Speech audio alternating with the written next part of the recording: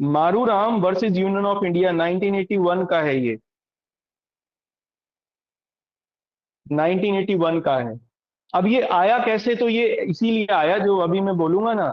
अब next point से लिखना। इन 1978, in 1978 parliament inserted section 433A in the criminal procedure code, in the criminal procedure code, which also empowers the government, which also empowers the government to suspend the execution, to suspend the execution of a sentence,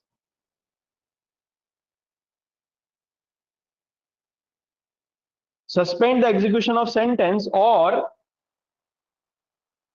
remit the whole, or remit the whole or any part of it, or any part of it। 1978 में 1978 में 1978 में दंड प्रक्रिया संहिता 1973 के अंतर्गत, दंड प्रक्रिया संहिता 1973 के अंतर्गत संसद द्वारा सेक्शन 433A में, सेक्शन 433A में बदलाव किया गया, जिसके अंतर्गत सरकार को भी, जिसके अंतर्गत सरकार को भी किसी सजा को,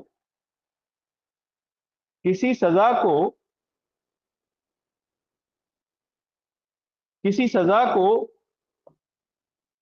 प्रविलंब करने, किसी सजा को प्रविलंब करने,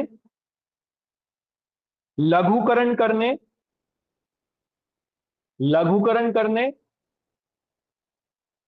अथवा अथवा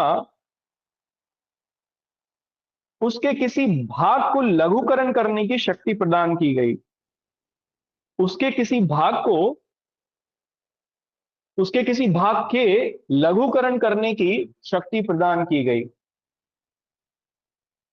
इन द फेमस, अगले पॉइंट से लिखना, in the famous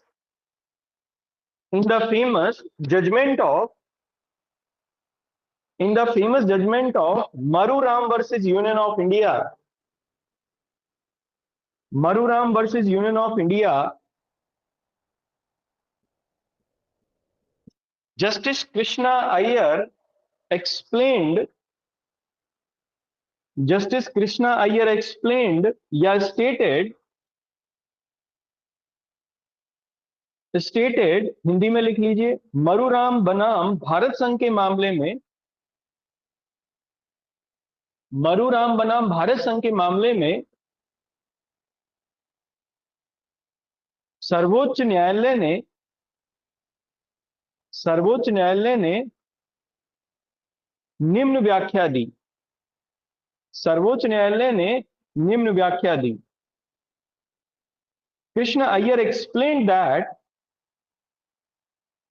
Krishna Iyer explained that the power of president and governor, the power of president and governor under Article 72 and 161, under Article 72 and 161 are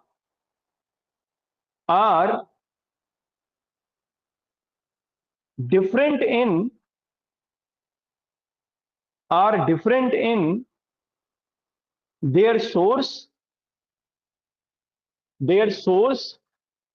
substance, इन तीनों को अंडरलाइन कर लेना, बड़े important शब्द हैं, source, substance and strength, source, substance and strength.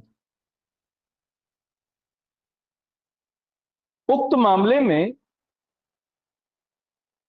मामले में न्यायमूर्ति कृष्ण अय्यर ने कहा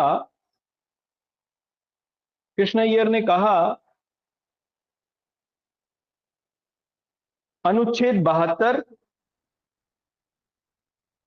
एवं 161 के अंतर्गत अनुच्छेद 72 एवं 161 के अंतर्गत राष्ट्रपति एवं गवर्नर को दी गई शक्तियां या गवर्नर की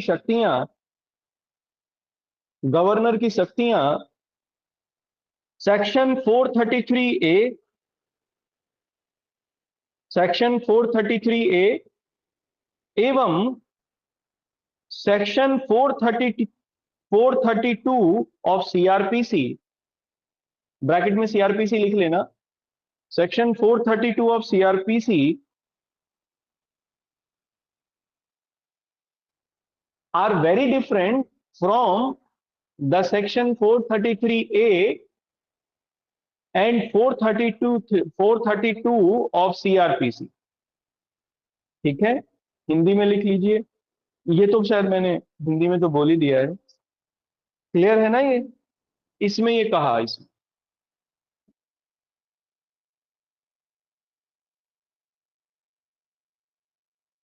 एक और इन्होंने कही, in Maruram,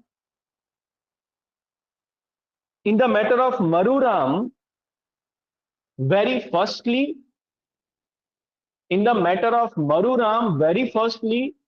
and in Kehar Singh, for mostly Supreme Court stated that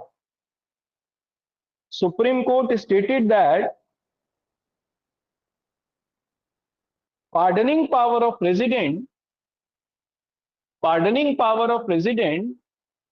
come into judicial scrutiny,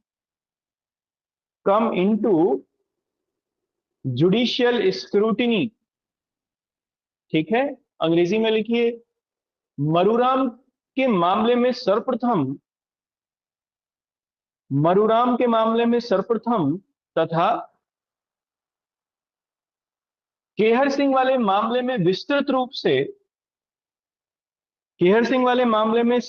रूप से सर्वोच्च न्यायालय ने यह कहा कि राष्ट्रपति की क्षमादान शक्तियां न्यायिक पुनर्विलोकन के अंतर्गत